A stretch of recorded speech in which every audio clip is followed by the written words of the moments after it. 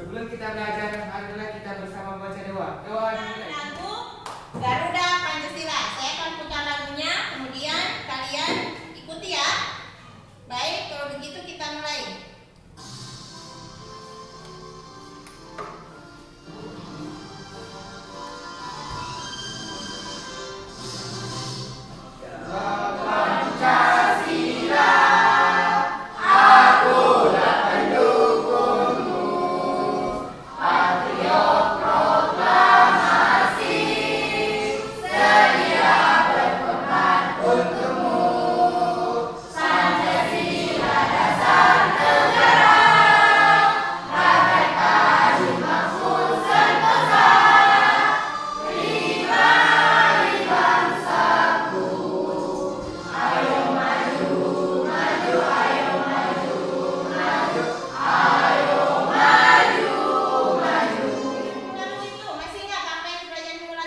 Kedudukan Undang-Undang 1945. Baik, terima kasih. Jadi hari ini kita akan melanjutkan pembelajarannya, yaitu tentang kedudukan dan fungsi Undang-Undang Dasar Negara Republik Indonesia 1945. Yang akan kita capai hari ini, setelah Ibu Guru itu melakukan tanya jawab, saya harap anak-anak itu mampu menghargai kedudukan dan fungsi Undang-Undang Dasar Negara Republik Indonesia tahun 1945 secara adil sebagai bentuk sikap beriman dan bertakwa. Kemudian tujuan yang kedua setelah menonton video, jadi nanti gua akan putarkan video, peserta didik mampu menganalisis kedudukan dan fungsi Undang-Undang Dasar Negara Republik Indonesia tahun 1945 serta peraturan perundang-undangan lainnya sesuai dengan Undang-Undang Dasar 1945 dengan rasa tanggung jawab.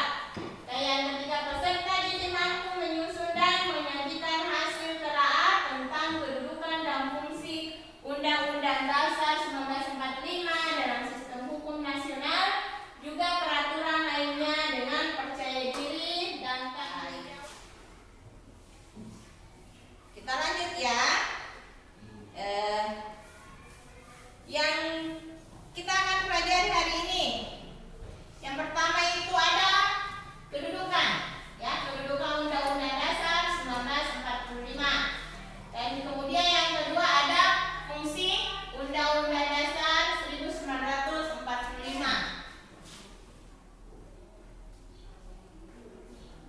Nah, sebelumnya ini Ibu mau tanya dulu.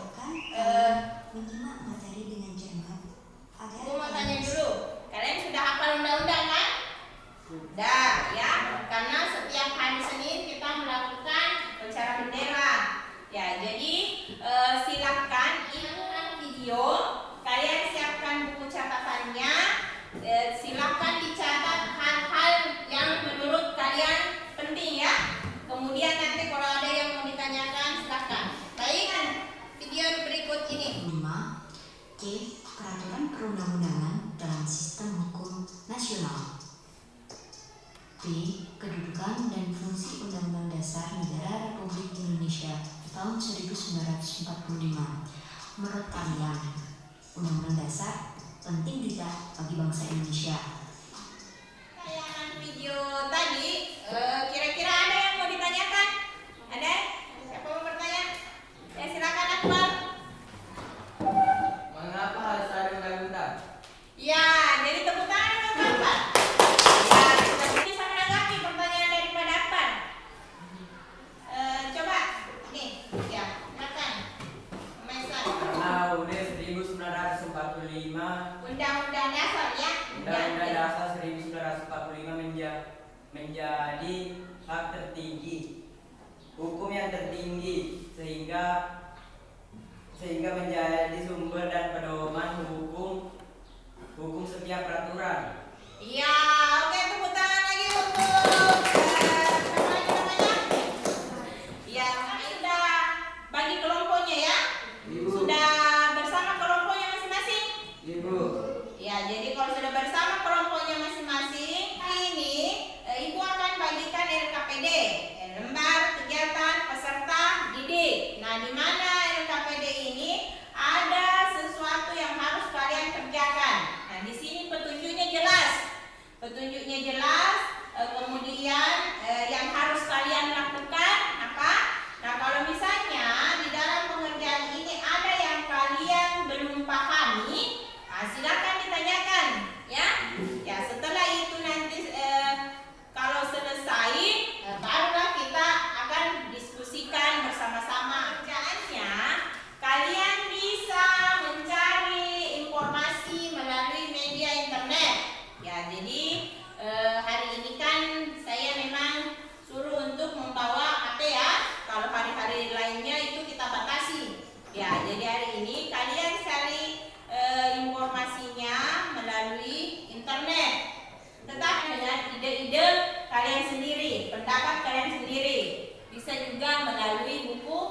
elektronik yang Ibu sudah bagikan.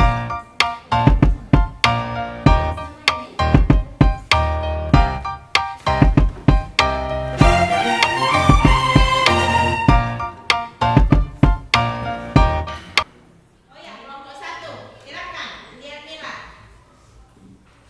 Nah, Assalamualaikum warahmatullahi wabarakatuh. Waalaikumsalam warahmatullahi wabarakatuh.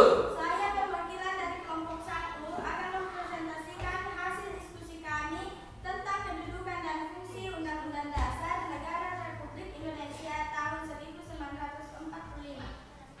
Nomor 1. Bagaimana kedudukan Undang-Undang Dasar Negara Republik Indonesia tahun 1945?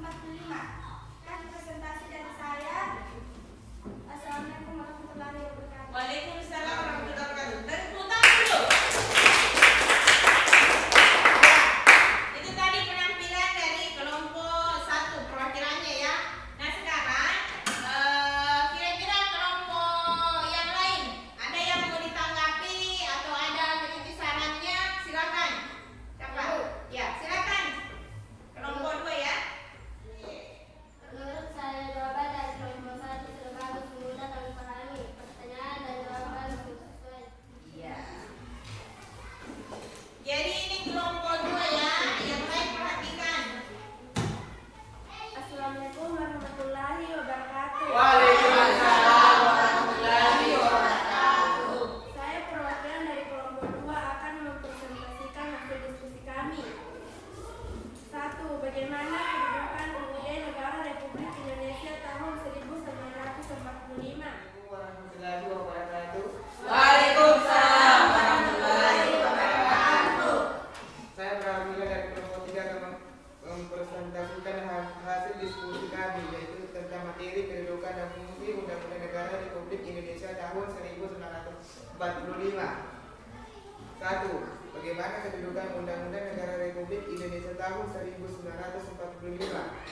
Sebagai hukum dasar tertulis, Undang-Undang 1945 memiliki kedudukan paling tinggi dalam tata urutan atau hierarki peraturan perundang-undang di Indonesia sesuai dengan Undang-Undang Nomor 10 Tahun 2004. Jika suatu negara tidak memiliki undang-undang, dapat dipastikan akan terjadi penindasan terhadap hak asasi manusia.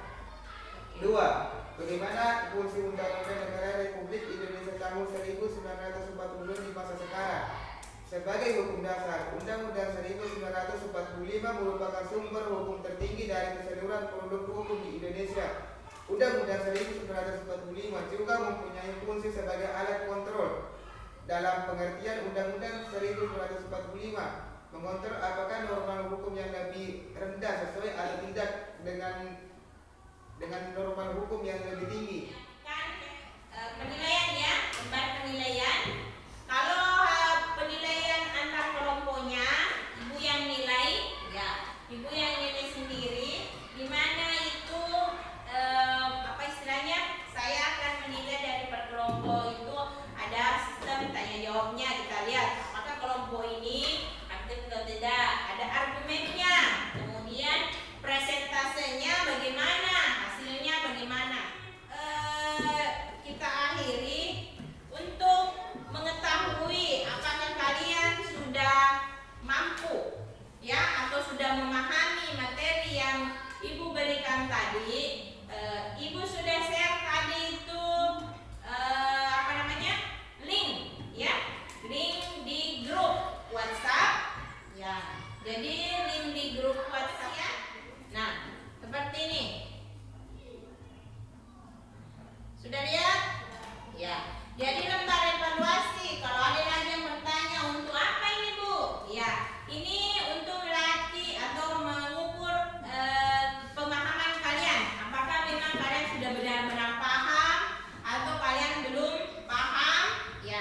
Jadi Ibu menyiapkan lembar evaluasi. Nah, di sini silakan dilengkapi nama lengkapnya, kelasnya. Kemudian ada pertanyaan yang Ibu siapkan sebanyak 4 poin. Nah, ini dikerjakan secara online di live worksheet ya.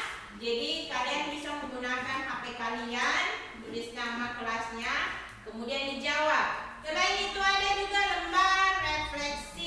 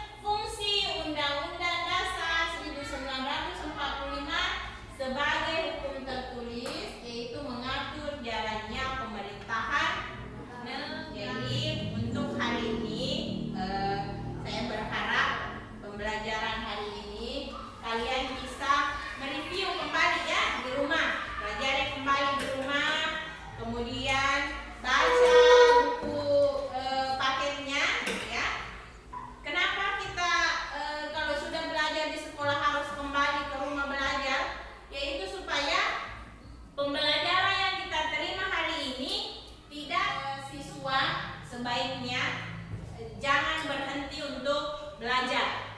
Jangan hanya menganggap bahwa di sekolah saja tempatnya kita belajar, tetapi kita bisa belajar dimanapun, di rumah, mungkin di lapangan, atau pada saat